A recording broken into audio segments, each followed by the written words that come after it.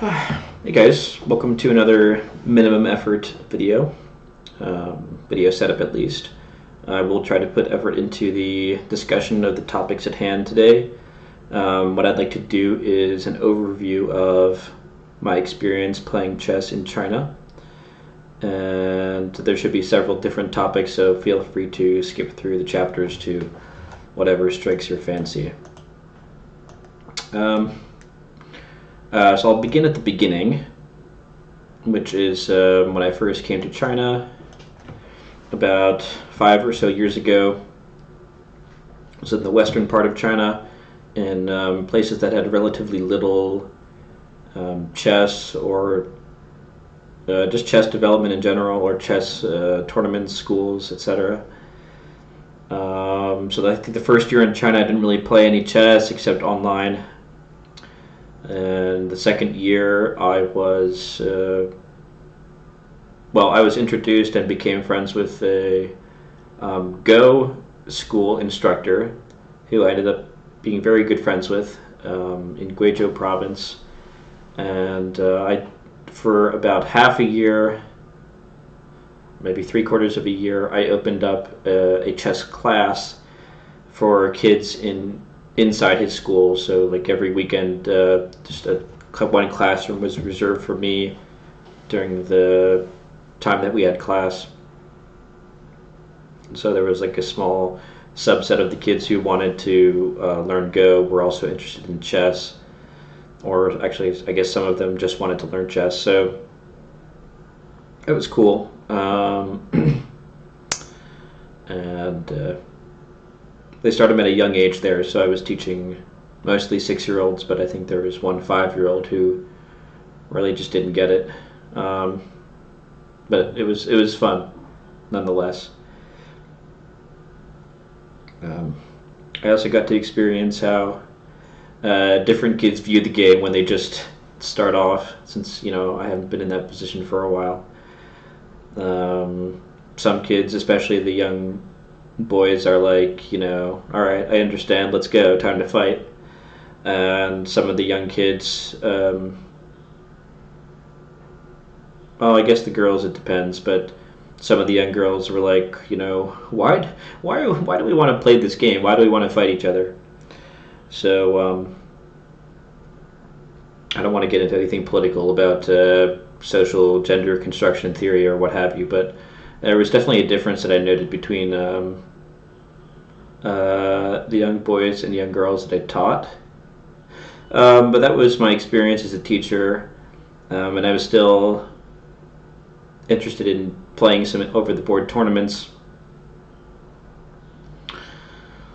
So later on, after I moved to the eastern part of China, near the coast, the chess scene was much more developed, and I met, or not just met, but actively sought out some chess players in my area. Met one of them who had his own chess school nearby, and I went there and played some training games with his students, which was fun. And then ultimately he invited me to play in some over-the-board tournaments. So I said, okay, let's do it. And okay, you guys can see my notes as well here. Some of it is typed in Chinese. The first tournament I attended was a tournament where I got my best experience playing chess in China. And they allowed me to play in the top section, which is called the Da Shi Zu, or the Master section. And of 9 rounds, I had a score of 4 at the end. So I would say slightly below average. And I guess this would be a good time to go into what the sections really mean in China. So I guess the best analogy I can draw for this would be if you think about your karate, the way that would work in America, or karate. The levels are like by belt, or I think after you get to black belt there's like different dans of black belt to show that you're continuing to improve. And it's a similar thing in China with the GBA, or the different classifications you can be in. And instead of like in America, where we can just join any section we want in an open tournament, as long as your rating isn't too low, like you can't punch down, but you can try and punch your way up at least.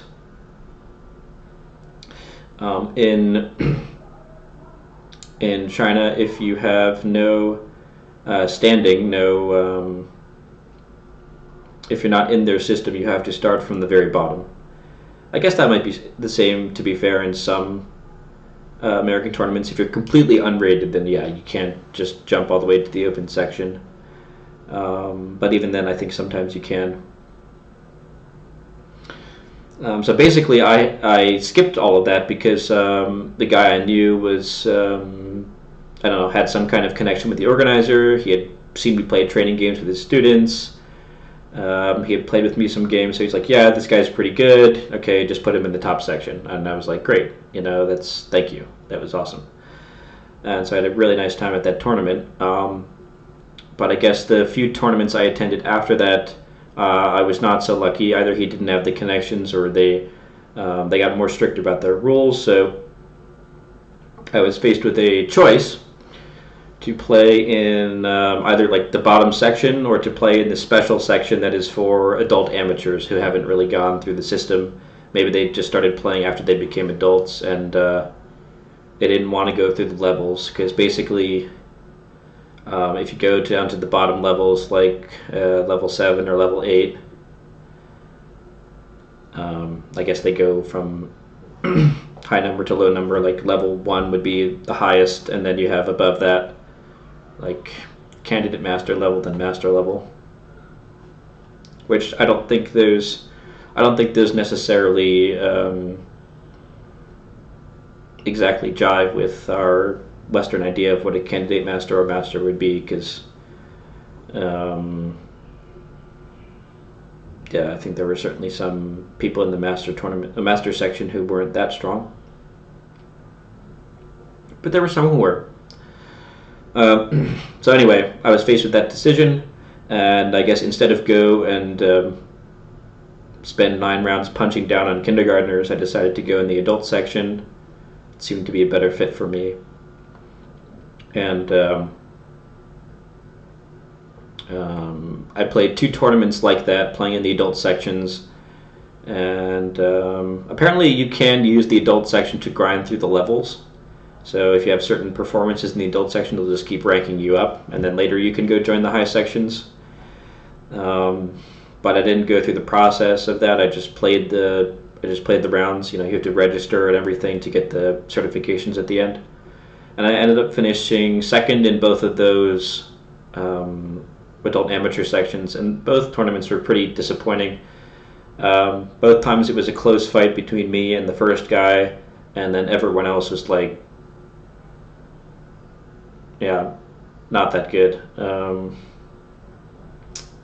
So basically, you travel to another city, you set up your hotel, train, and everything, and then you go play a 9-round tournament, and 8 rounds are like a snooze fest, easy win.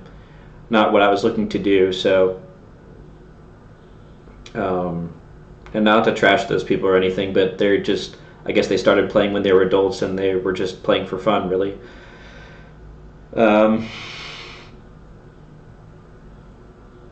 not that I'm like a crazily good player or anything, but if I'm going to travel for a tournament, I just want to have good games. Sorry about that. And I want them to be worthwhile. So that's what I was looking for. That's what I didn't get after the first tournament.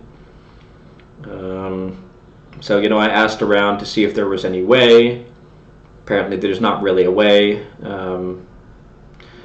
And I don't really blame. Oh, okay. Where should I put the blame? Of course, I could just play a number of tournaments in this adult amateur section and slowly rank myself up mindlessly. Of course, I could go punch down on kindergartners and then, middle school students and maybe some high school students on my way to get to the fun section. It does feel that their system is a little outdated and doesn't account for, players entering the system later that might already have some skill. Okay, but this is already very rare because, China is a very homogenous society. There's not many foreigners in the country, percentage-wise. So this isn't a problem they commonly deal with. This is like an edge case, right?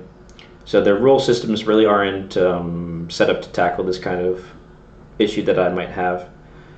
And I understand that, and I wouldn't ask them to change the whole system just for me. So basically decided about 2 or 3 years ago that I guess 2 years ago, that I was done with over-the-board chess, tournament chess in China.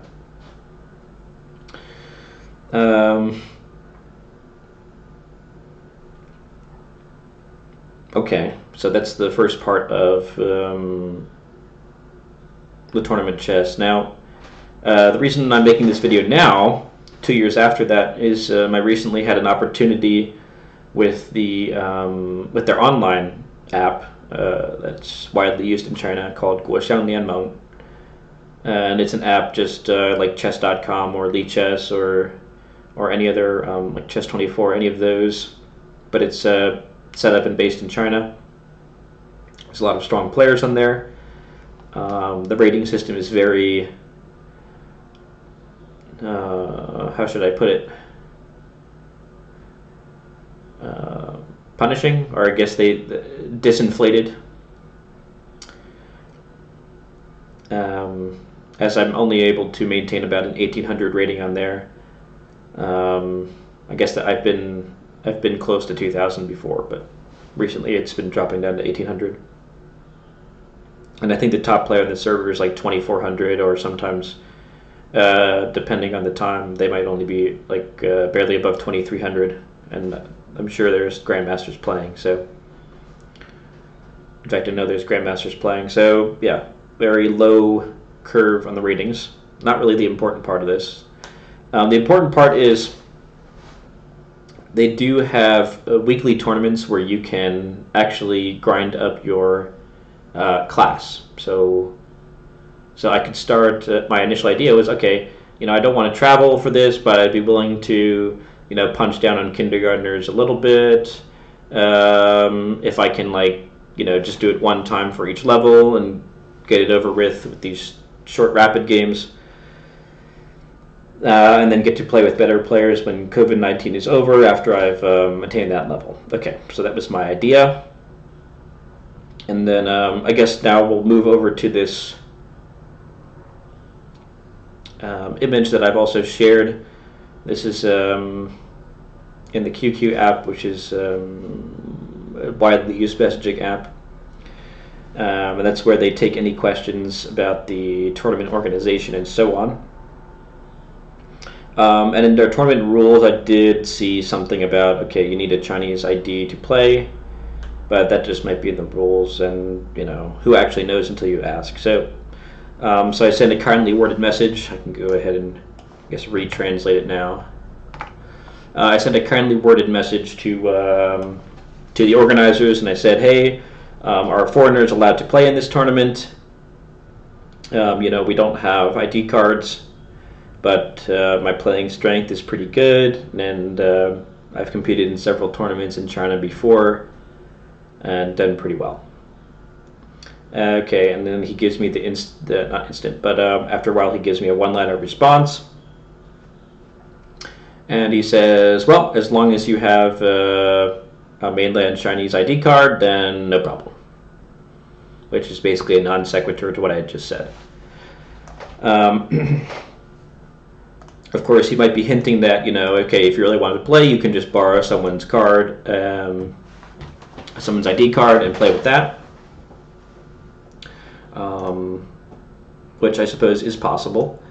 But I guess before I go into discussing that as an option, I should talk about this Chinese ID card thing, which as a result, needing to have it is quite annoying, and I would say kind of unfair in this case, because we're just talking about playing chess. We're not talking about, we're not talking about like buying property or starting a business or something. We're just talking about playing a game of chess. So hopefully this will enlighten you guys a little bit as well about Chinese society. There is the Chinese ID card, or called the Shenfenzheng, and that is a very important document that you basically have to protect, like your social security number. It's something that could be used as ID theft.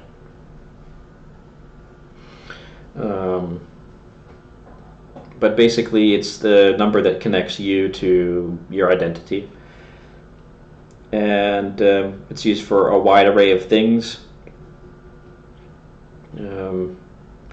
Anything from buying train tickets to opening bank accounts. I mean, Chinese people would normally use their Chinese ID cards to do this, and typically when you want to use a passport to do those things, it's a bit more of a rigmarole. It can usually be done, but it's tougher, because usually the clerks and the staff that are doing those things are not trained, so they have to call in their manager. What do we do? Foreigner has a passport instead of a Chinese ID card, which is what I normally deal with. So I guess it's gotten better in the last few years, but especially when I first came to China, it was like, wow, foreigner wants to buy a train ticket. How could we possibly do this? Because he has a passport instead of a Chinese ID card. Some other places I've encountered it would be like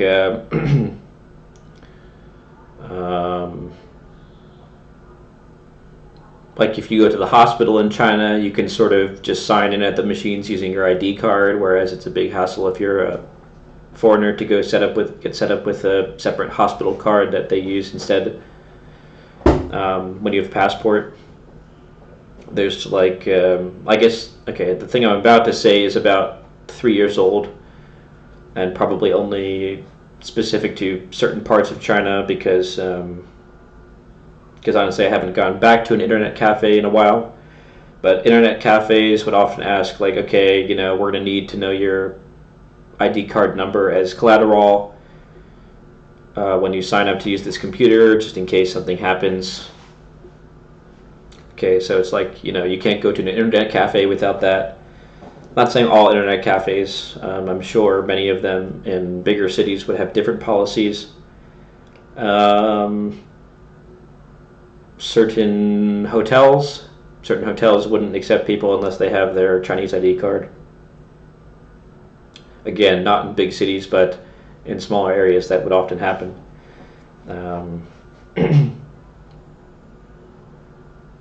And I guess that one, to be fair, that one is not exactly because of the ID card problem, but it's because basically if a foreigner goes anywhere in China, they need to register where they are. And so if you're signing into a hotel, then the hotel needs to have the system set up where they can report a foreigner staying there to the government. And some hotels just don't feel like doing that, or some hotels don't have that system set up. So then they say, yeah, we just don't take anything except Chinese IDs. Okay. So that whole rant was just to bring up the fact that the ID card is very important in China, and many things are set up to take that as your form of ID. Now, this is also the case for this particular chess tournament. This is a weekly tournament, and they say, yeah, you can use your Chinese ID to sign up, but anything else we wouldn't accept. Okay. Now, for me, that wouldn't be too much of a problem. I wouldn't mind playing some online tournaments using someone else's ID card. I mean, I guess I would mind somewhat because basically you're falsifying your identity. That thing in China is not looked down upon as much, and they probably wouldn't care. But if it ever came to, like, what I want to do, which is use my own ID to play in real life tournaments, then there would obviously be a conflict, right? Because I use someone else's ID to play all these tournaments online, and then the person who shows up is not that person. And then, what tournaments I would be playing on here is just punching down against kindergartners for a few rounds anyway while I rank up. So again, I'm at a bit of a stalemate here, for lack of a better word. So then I sort of explained to him kindly, because he didn't seem, because what he said earlier was a non sequitur. I basically just reiterated, foreigners typically do not have Chinese IDs, but I do have a passport. And he says, again, just the instant one-liner, well, then you can't sign up. And I give the okay with the crying emoji. So basically, their customer service is telling me that it's not possible, and that they're not really interested in helping either, because they just give very succinct and concise, that's another word I wanted to use, very curt. They give very curt replies, and they're all no. So fine. So now I've hit another snag. This is the most recent thing that's gone on.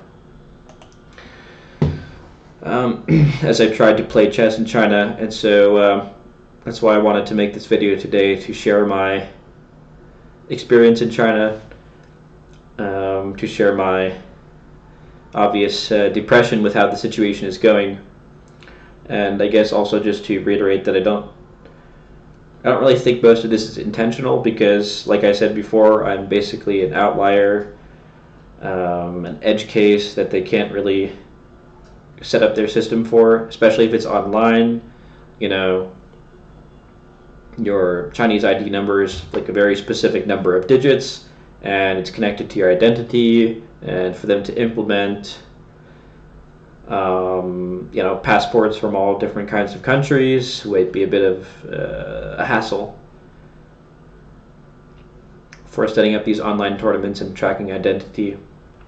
Like, I get it. I'm pretty sure that would be the reason, and for them to invest money in setting that up wouldn't really pay out in terms of getting more participation. It would be like just me. So so again, I do understand it, but I would just like to report to you that the accessibility of over-the-board chess in China is pretty limited, unless you want to grind through all the ranks and punch down for a while in over-the-board tournaments, which we can't right now. It's pretty limited to just friendly games, which I still occasionally have, but friendly games don't have the same atmosphere. They don't have the same level of seriousness, the longer game time controls. That's sort of what I've been missing since I've come to China, since chess has been one of my hobbies throughout my life. So